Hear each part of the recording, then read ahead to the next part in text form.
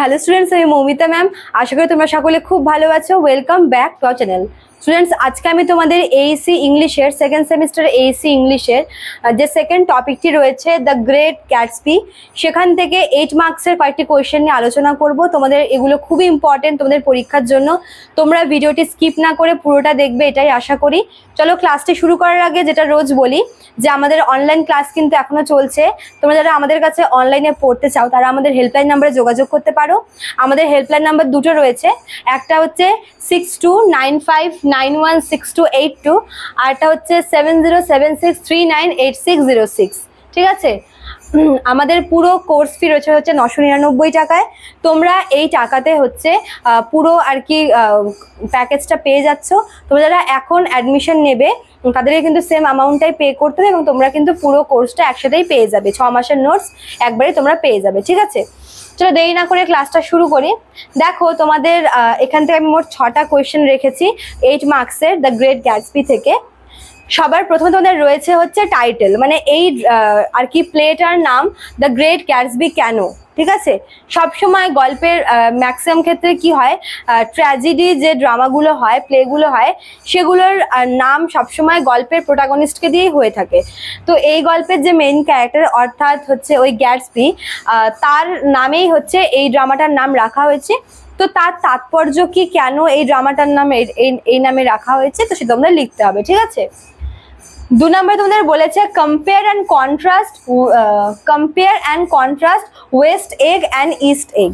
West Egg আর East Egg একটা জায়গায় থাকে হচ্ছে যারা বংশগতভাবে রিচ, তারা আরেক জায়গায় থাকে হচ্ছে যারা রিসেন্টলি বড়লোক হয়েছে।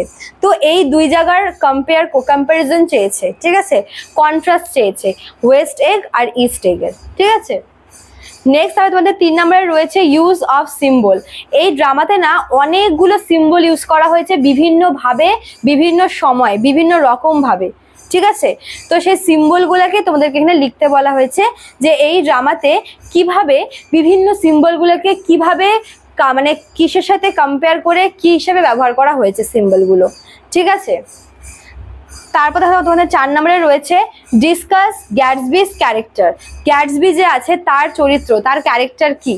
ঠিক আছে, যেহেতু এই গল্পের যে ন্যারেটর রয়েছে, তো সেই আর কি ন্যারেটরের দৃষ্টিভঙ্গিতে বা তার মতে গ্রেট মানে গ্যাটসবির ক্যারেক্টার কেমন সেটা তোমাদের এখানে বলতে চাইছে। ঠিক আছে, দেখো নামের মধ্যেই রয়েছে গ্রেট গ্যাটসবি। তো ও গ্রেট কেন, ওর চরিত্রের মানে কি কি বৈশিষ্ট্য ওকে গ্রেট করে তুলেছে। ঠিক আছে, মোট কথা এখানে আমাদের গ্যাটসবির ক্যারেক্টারটাকে জানতে হবে, তার রোল, তার চরিত্র, তার সবকিছু আমাদের জানতে হবে। ঠিক আছে, তারপর তোমাদের বলেছে 5 নম্বরে ক্যারেক্টার অফ টম বিউক্যানন। টম বিউক্যানন কে ছিল? টম বিউক্যানন হচ্ছে গ্যাটসবির যে আর কি এক্স গার্লফ্রেন্ড, তার হাজবেন্ড ছিল হচ্ছে টম বিউক্যানন, যে কিনা ভীষণই অ্যারোগেন্ট, যেহেতু রিচ তাই ভীষণই অ্যারোগেন্ট একজন হচ্ছে পুরুষ, এবং সে হচ্ছে ভীষণই কি বলবো মানে স্বার্থপর একজন। ঠিক আছে, তো যেভাবে আর কি ন্যারেটর এই ড্রামাতে টমকে রিপ্রেজেন্ট করেছে আমরা সেটা আমাদের জানতে হবে। হ্যাঁ, যে টম বিউক্যানন আছে, টম বিউক্যানন তার ক্যারেক্টারটা। লাস্ট তোমাদের 6 নম্বরে বলেছে যে সোশ্যাল ক্রিটিসিজম। এই ড্রামাতে যে সোশ্যাল ক্রিটিসিজমটা ফুটে উঠেছে বা যেটা বোঝানো হয়েছে সেটা কি। ঠিক আছে, তো এই 6টা কোয়েশ্চেন তোমাদের এখান থেকে রয়েছে। ফার্স্ট তোমাদের টাইটেলটা, দেন তোমাদের ওয়েস্ট এগ আর ইস্ট এগের মধ্যে কম্পারিজনটা করতে বলেছে। 3 নম্বরে তোমাদের বলেছে হচ্ছে বিভিন্ন সিম্বলগুলা যেই সিম্বলগুলা ইউজ করা হয়েছে এই ড্রামাতে। 4 নম্বর তোমাদের বলেছে হচ্ছে গ্যাটসবির ক্যারেক্টার কেমন ছিল, বা রোল অফ গ্যাটসবি এভাবে আসতে পারে, বা মনে করো যে কোনো একটা লাইন তুলে দিল, তারপরে দিল যে গ্যাটসবির ক্যারেক্টারটা ডিফাইন করো। ঠিক আছে, 5 নম্বরে তোমাদের বলেছে হচ্ছে টম বিউক্যানন তার ক্যারেক্টার কিরকম, এবং সবার সাথে তোমাদের আছে যে সোশ্যাল ক্রিটিসিজম, এই ড্রামাতে সোশ্যাল ক্রিটিসিজম কিভাবে দেখানো হয়েছে।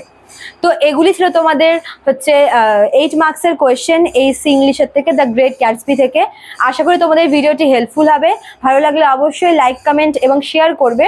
দেখা হচ্ছে নতুন ক্লাসে। Thank you.